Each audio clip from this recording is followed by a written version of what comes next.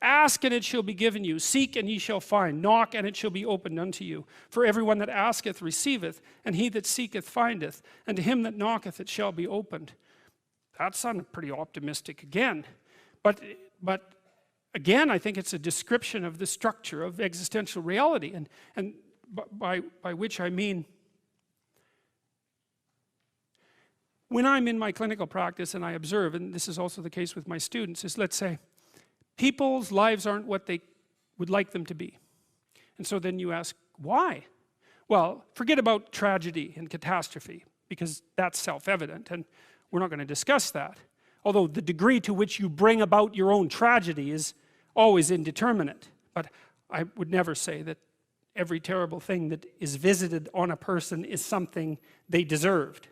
I think that that's a very dangerous presupposition, especially because everyone gets sick and everyone dies.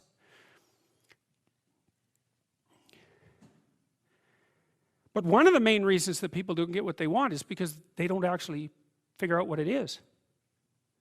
And the probability that you're going to get what would be good for you, let's say, which would even be better than what you want, right? Because, you know, you might be wrong about what you want easily. But maybe you could get what would really be good for you. Well, why don't you? Well, because you don't try. You don't think, okay, here's what I would like if I could have it. And I don't mean in a way that you manipulate the world to force it to deliver you goods for status or something like that. That isn't what I mean. I mean something like, imagine that you were taking care of yourself like you were someone you actually cared for. And then you thought, okay, I'm caring for this person. I would like things to go as well for them as possible. What would their life have to be like in order for that to be the case? Well, people don't do that. They don't sit down and think, all right, you know, let's figure it out. You've got a life. It's hard, obviously. It's like 3 years from now, you can have what you need. You've got to be careful about it. You can't have everything. You can have what would be good for you. But you have to figure out what it is. And then you have to aim at it. Well, my experience with people has been is, if they figure out what it is that would be good for them, and then they aim at it, then they get it. And it's strange because they don't it's a strange thing. It's not quite that simple because, you know, you may formulate an idea about what would be good for you, and then you take 10 steps towards that, and you find out that your formulation was a bit off, and so you have to reformulate your goal. You know, so you're kind of going like this as you move towards the goal. But a huge part of the reason that people fail is because they don't ever set up the criteria for success. And so, since success is a very narrow line and very unlikely, the probability that you're going to stumble on it randomly is 0. And so there's a proposition here, and the proposition is, if you actually want something, you can have it. Now the question then would be, well, what do you mean by actually want? And the answer is that you reorient your life in every possible way to make the probability that that will occur as certain as possible. And that's a sacrificial idea, right? It's like, you don't get everything. Obviously. But maybe you can have what you need. And maybe all you have to do to get it is ask. But asking isn't a whim or today's wish.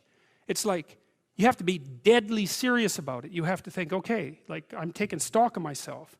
And if I was going to live properly in the world, and I was going to set myself up such that being would justify itself in my estimation, and I don't mean as a harsh judge, exactly what is it that I would aim at?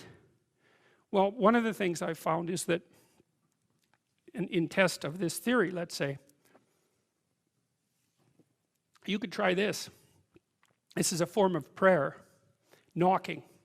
Sit on your bed one day and ask yourself, what remarkably stupid things am I doing on a regular basis to absolutely screw up my life? And if you actually ask that question, but you have to want to know the answer, right? Because that's actually what asking the question means. It doesn't mean just mouthing the words. It means you have to decide that you want to know. You'll figure that's out so fast it'll make your hair curl. It's as if Jung thought about this. He thought that people had 2 poles of consciousness, and one was the individual consciousness that we each identify with, and the other was something he called the self, and the self is the You might think about it as the divine within. That's close enough approximation. It's the universal part of your consciousness. It's your conscience. That's another way of thinking about it. Whatever your conscience is. But it's something that you can consult. It's like the Socratic daemon. Socrates said that the thing that made him different than everyone else in Greece was that he consulted his daemon, his genius. He asked himself how it was that he should conduct himself in the world, and then he did that, whatever it was.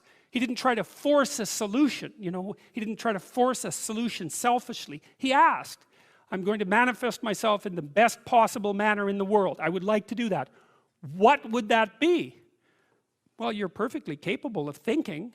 God only knows how. You're perfectly capable of immense feats of imagination and dream and fantasy. God only knows how you do all of that. What would happen if you consulted yourself about the best possible outcome for you? You might get an answer. Well, that's what this proposition is.